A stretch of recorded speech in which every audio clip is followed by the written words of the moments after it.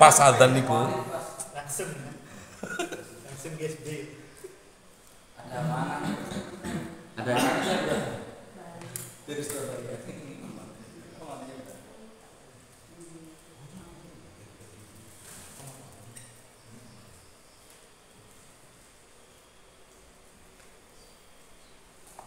Assalamualaikum warahmatullahi wabarakatuh. Innal hamdalillah nahmaduhu wa nasta'inuhu wa nastaghfiruh wa na'udzu billahi min shururi anfusina wa min sayyiati a'malina may yahdihillahu fala mudilla lahu wa may yudlil fala hadiya lahu. Asyhadu an la ilaha illallah wa asyhadu anna Muhammadan abduhu wa rasuluhu amma ba'du.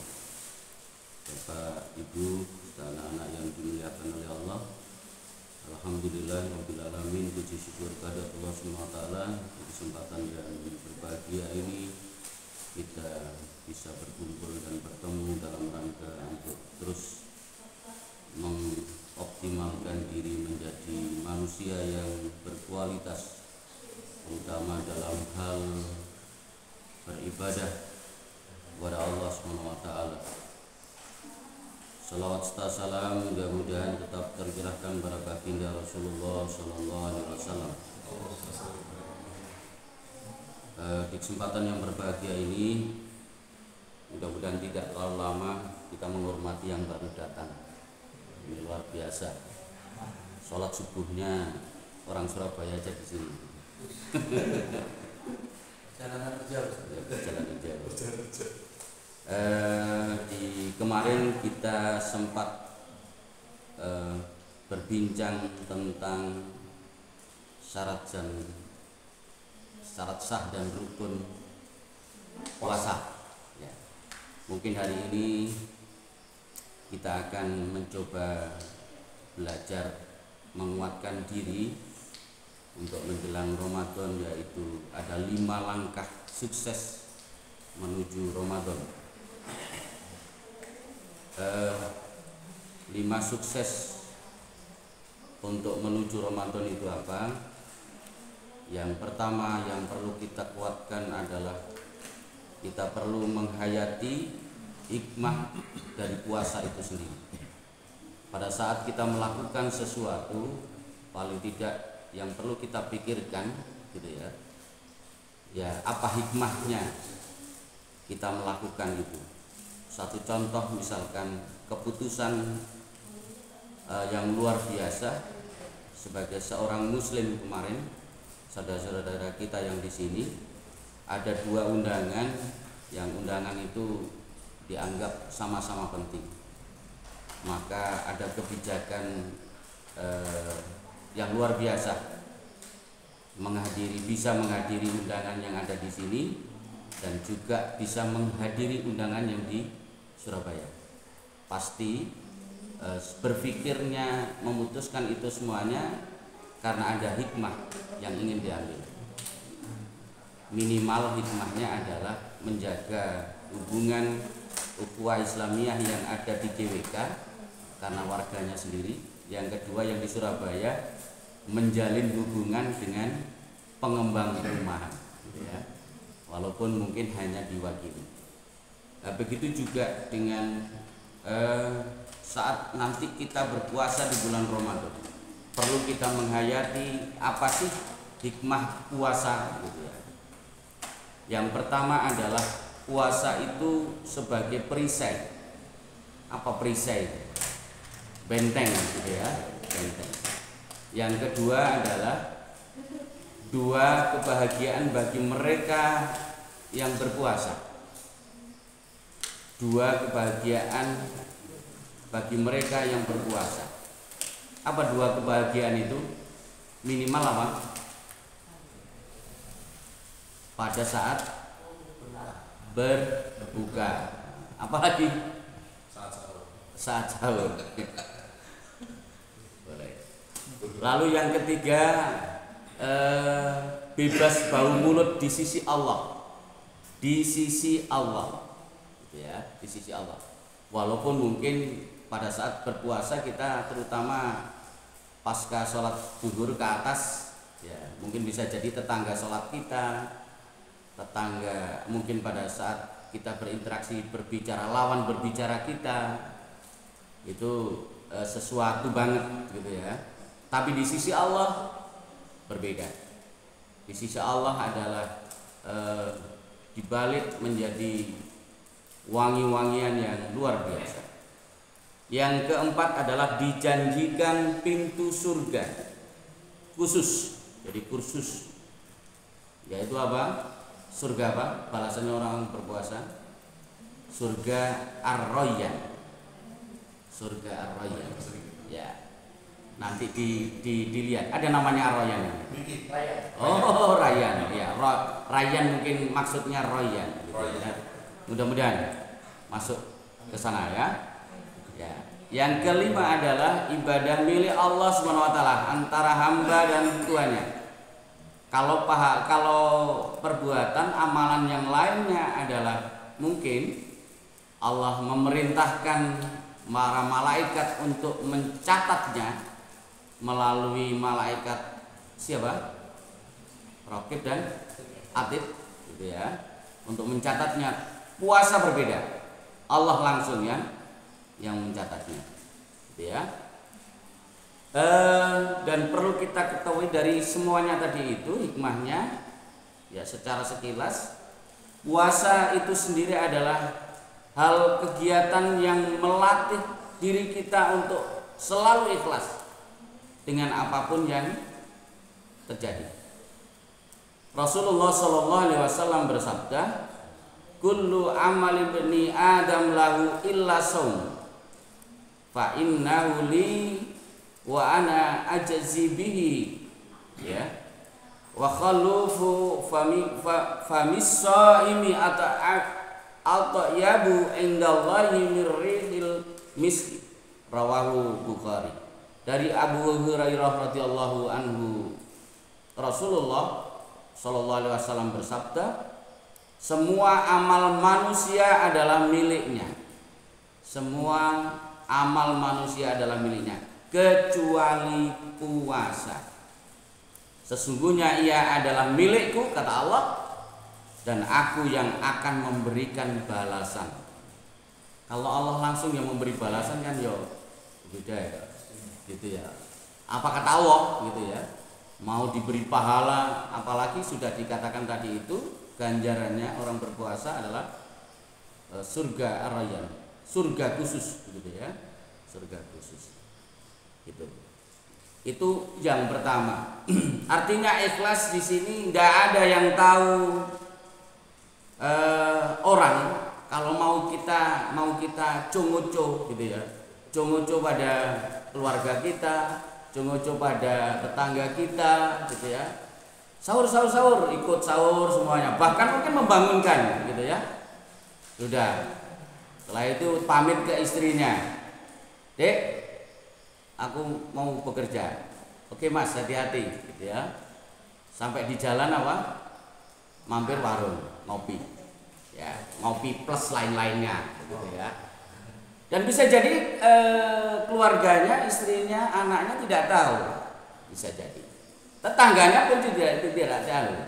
Karena pada saat di masjid ada kegiatan berbuka bersama, ikut juga berbuka bersama. Hanya Allah lah yang tahu. Jadi itu keikhlasan yang luar biasa dilatihkan kepada kita. Apakah bisa terjadi seperti itu? Ya bisa-bisa saja gitu ya. Yang pasti bukan termasuk kita, insya Allah. Yang kedua adalah memahami fikih puasa. Sebelum kita nanti berperang begitu ya, di training oleh Allah di bulan puasa, paling tidak kita mulai belajar. Apalagi sekarang kita dengan HP itu mau browsing apa gitu ya, hal-hal yang membatalkan puasa gitu. Langsung apalagi ada aplikasi Ustaz Fikri ya sekarang ya, kita mau mencari tinggal ngetik misalkan rukun puasa itu langsung akan terjawab begitu. Lupa saya aplikasinya, baru kemarin saya download itu aplikasinya. Apapun gitu ya. Nah, Memahami fikih dalam hal apa? Minimal dalam pengertiannya. Itu yang utama, pengertian. Yang kedua apa? Rukun puasanya. Masih ingat apa? Rukun puasa yang kemarin? Apa saja? Niat. Apa lagi? Apa katanya? Ya, nanti kita perkuat kembali ya. Apa ya? Ya, nggak apa-apa. Setelah ini bisa dilihat itu, ya. Lihat. Yang berikutnya adalah siapa saja yang wajib berpuasa? Kalau Ramadan semuanya wajib, semua wajib. Tapi ternyata ada pertanyaan gitu ya. Siapa saja yang wajib? Berarti ada yang tidak wajib. Gitu ya. Satu contoh, misalkan orang yang sakit, ya, sakit, apalagi sakitnya berkepanjangan. Orang yang tua renta yang memang tidak mampu, ya. Orang yang musafir tapi punya kewajiban untuk menggantinya. Juga perlu belajar fikih tentang siapa yang boleh berbuka. Apa maksudnya boleh berbuka di sini? Boleh membatalkan puasanya, ya. Boleh membatalkan puasanya. Lalu yang berikutnya yang sunnah dalam puasa apa saja yang membatalkan puasa, yang boleh dan tidak membatalkan puasa. Satu contoh misalkan, ya, pasang infus itu termasuk membatalkan tidak ya? Itu perlu kita pelajari. Atau mungkin pada saat itu sebelum kita melakukan tindakan, ya, mau diinfus dan kita sedang puasa, browsing aja dulu gitu. Atau bertanya kepada ahlinya.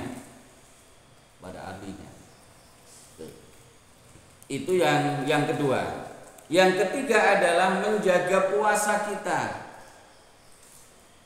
Artinya apa?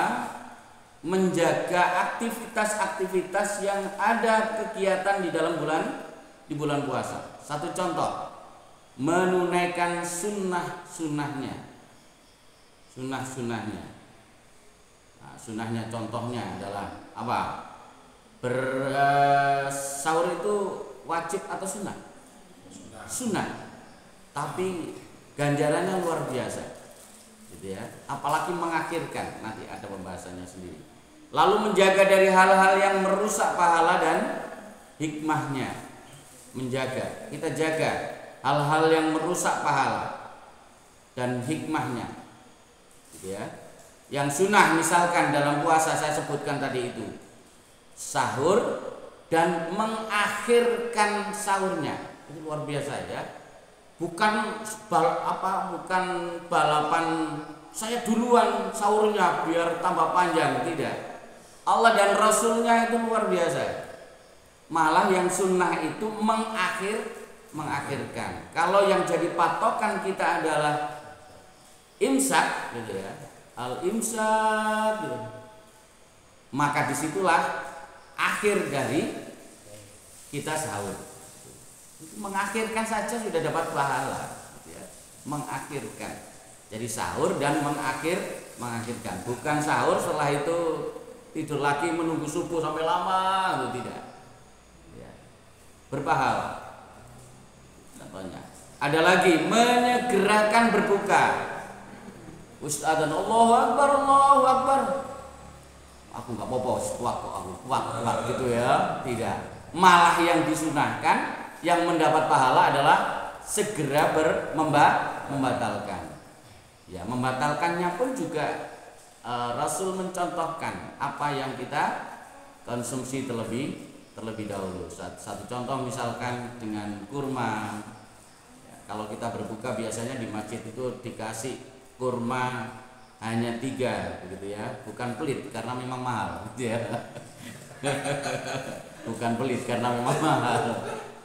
Dan cukup gitu ya, sudah cukup 3 itu dengan mungkin beberapa teguk air. Setelah itu kita sholat gitu ya, kita sholat ya. karena bahaya. Biasanya muakan dulu, apalagi saya ini kalau sudah nggak bisa ngontrol, ada sambal dan ikan asin, wah sudah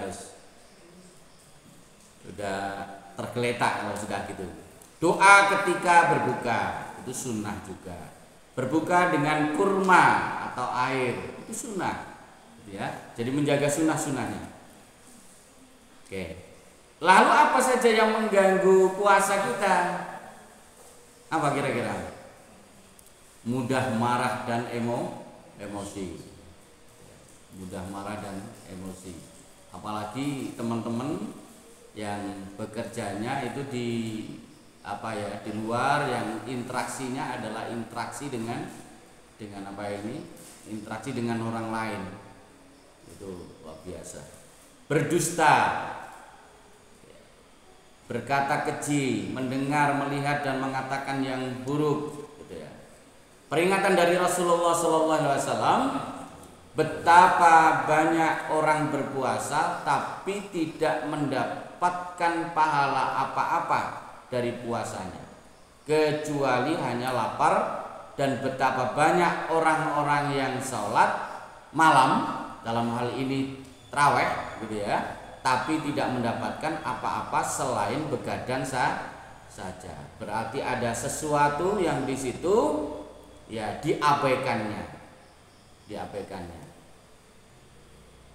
Tetap marah berpuasa, masih tetap menggunjing, menggibah berpuasa, tapi masih tetap itu tadi. Ya, puasanya dapat puasa, gitu ya, tapi pahalanya tidak dapat, gitu ya. Sama halnya pada saat kita yang laki-laki sholat Jumat itu, ya, mulai dikumandangkan adzan sampai nanti salam sholat 2 rakaat, jangankan berkata-kata, bilang gitu aja tidak boleh. Jadi dikatakan tidak mendapatkan sholat Jumat, ya, percuma, gitu ya, tidak mendapatkan sesuatu. Baik, dan yang keempat, menghias Ramadan kita.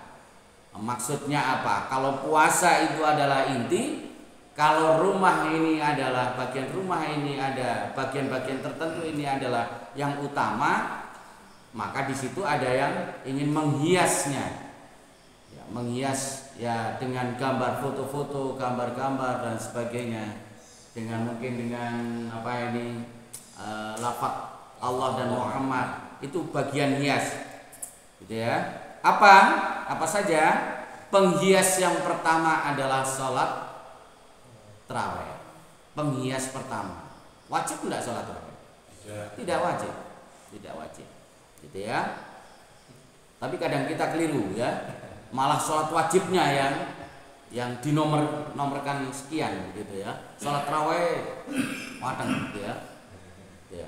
Barang siapa melakukan qiyam Ramadan dengan iman dan pengharapan, maka akan diampuni dosa-dosanya, ya. Lalu yang kedua, penghias Ramadan yaitu dengan tilawah dan tadarus Quran. Apa maksudnya tadarus itu? Tadarus itu sebenarnya belajar, ya.